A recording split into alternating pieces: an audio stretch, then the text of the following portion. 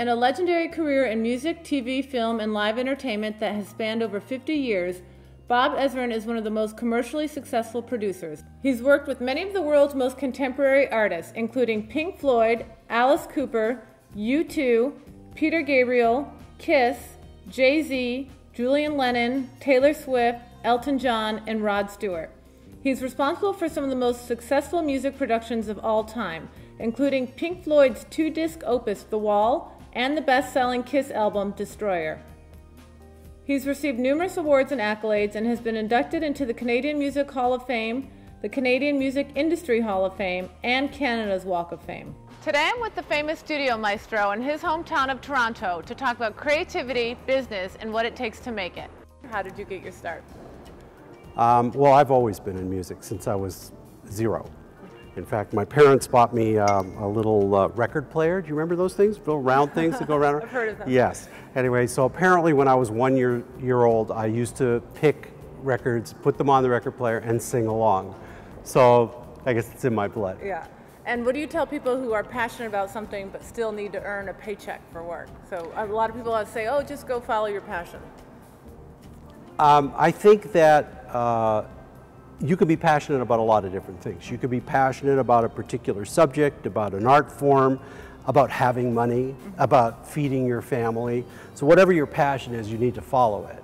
Because everything that you do that's contrary to your passion is going to be painful, difficult, and will probably fail. And do you believe in the Malcolm Gladwell 10,000-hour rule of practice to be really, really good at something? You know, I always say that first you start off wanting to do something, and then you practice and practice until you can do anything you can think of, and at that point you're a master. But then when what you think of is something really special and world-changing, at that point you become an artist. You produce some amazing albums. I mean, Kiss's Destroyer, the best-selling album, Pink Floyd, The Wall. Do you have an aha moment when you hear a hit or a new discovery? Do you know right there in that moment? A lot of the time I can pick out something that's going to be a hit. But I also tell people that every time I've attempted to make a hit, because that was all I was focusing on, I failed. So the only times that I've had hits was when I was attempting to make something really exceptional.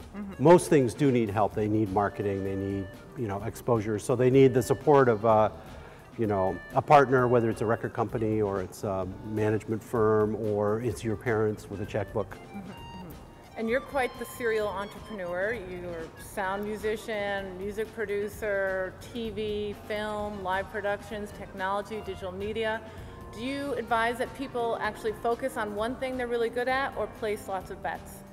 That's a really interesting question because I always caution people against being dabblers. Dabbling is a bad idea and you never get really good at anything. But I'm so restless and so fascinated by so many things that I just can't stay in one thing for great lengths of time. Like on a project by project basis, I can dig in and I'll be as microscopic as anybody and you can't even talk to me because I'm so focused on what I'm doing. But there are those hours between walking out of the studio and getting back there the next day, you know, so I get home and things are going on in my head. I start reading, I start researching, I get online, I start calling, and you know, I'm on to something else until the next morning, then I go back in and focus again. So yeah, I think it's just it's a disorder probably in my case. And when you work with bands, obviously there's a lot of collaboration, a lot of input, but do you feel that how do you approach leadership? Do you feel that you need to take the lead on advising them which direction to go?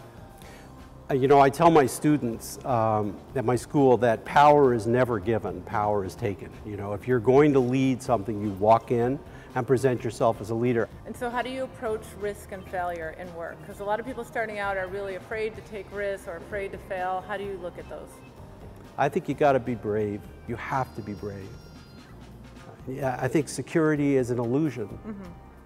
You know, there are some people who live their entire lives trying to protect what they have, and yet the reality is none of us have anything. Right. We could be struck by cancer tomorrow and not know it's coming. You know, we could be hit by a car crossing the street. Everything is transitory, and and nothing can be counted on. So you've just got to live your life with all of your energy and all of your heart. That's the most important thing, right? It's not just your energy, but you have to live it with your love, your whole heart, and that's the way great things happen. How important is technology to the innovation of music today? I mean, you've probably seen dramatic changes in your course. I think the good news is that given technology, almost anybody can do anything now. And the bad news is almost anybody can do anything right now. So, you know, there's a lot of crap being made, and it's hard to find the good stuff, but not impossible. It's still wonderful. I mean, it's just a remarkable world that we live in. And every generation says the music of this generation sucks compared to their generation. Do you actually see that as being true, or is that just something people say? You know, I have to say that I'm susceptible to, I'm really susceptible to popular culture, right? So I love popular culture. I love what's going on most of the time. I don't think the music of today sucks. I think the music's amazing. I think it's really cool.